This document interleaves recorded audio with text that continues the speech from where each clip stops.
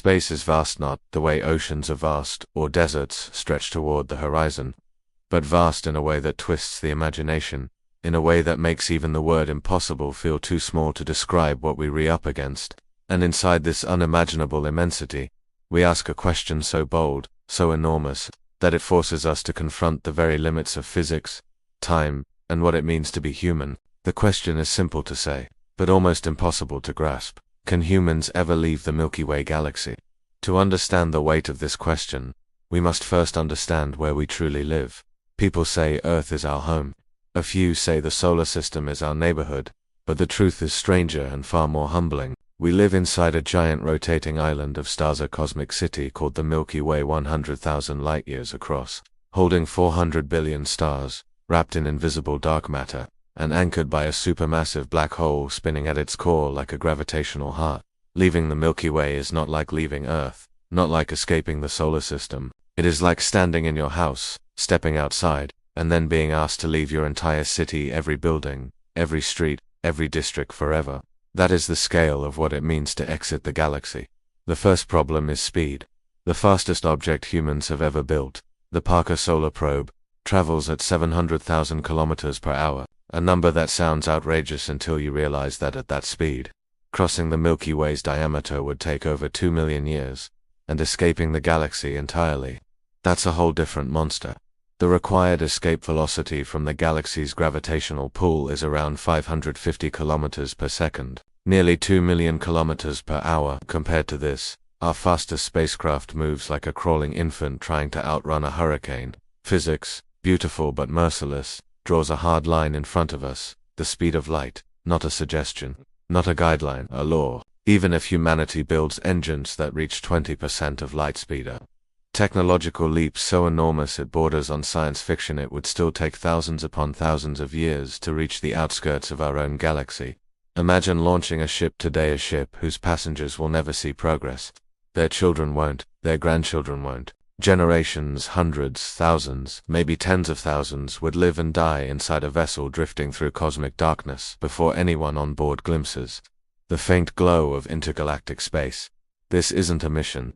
It is a migration carved into bloodlines. So we turn to imagination, to technology we don't have yet. Antimatter engines, theoretically powerful enough to push us near the speed of light, but antimatter itself is so rare that producing a few milligrams takes years of effort. Gigantic laser-driven light sails, accelerated by beams from Earth, pushing ships to incredible speeds, but scaling this up for humans would require lasers the size of cities and energy supplies larger than nations. Fusion drives, powered by the reactions that light up the stars, but we haven't mastered fusion even for electricity, let alone for engines that carry civilizations across the cosmic ocean. All of these ideas are possible, but they demand a species that builds on planetary scales, thinks in centuries, and dreams like gods. And then, on the edge of science, something even stranger appears: wormholes and warp drives. Einstein's equations don't forbid them. They whisper about shortcuts, tunnels through space-time, bubbles that bend the cosmic fabric around a ship, pathways that allow you to cheat the speed of light itself.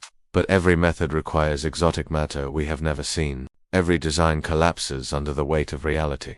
A wormhole that closes before a spacecraft enters. A warp bubble requiring more energy than the Earth contains. These aren't engineering problems. These are barriers between imagination and nature itself. But maybe the real question, hiding behind all this ISNT, whether humans can leave the Milky Way, maybe the real question is whether humans, as we are today, will still be human when it finally happens.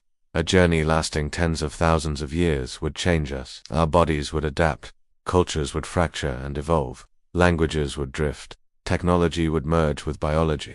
Perhaps minds will be digitized. Perhaps our descendants will be hybrid beings, or consciousness encoded in vessels that do not age. By the time such a civilization reaches intergalactic space, they might not resemble us at all. Leaving the Milky Way is not just a journey across space, it is a journey across identity. And meanwhile, the galaxy we are trying to leave is not eternal. In 4 billion years, the Milky Way and the Andromeda galaxy will collide, spiraling together into a new cosmic structure, Milky.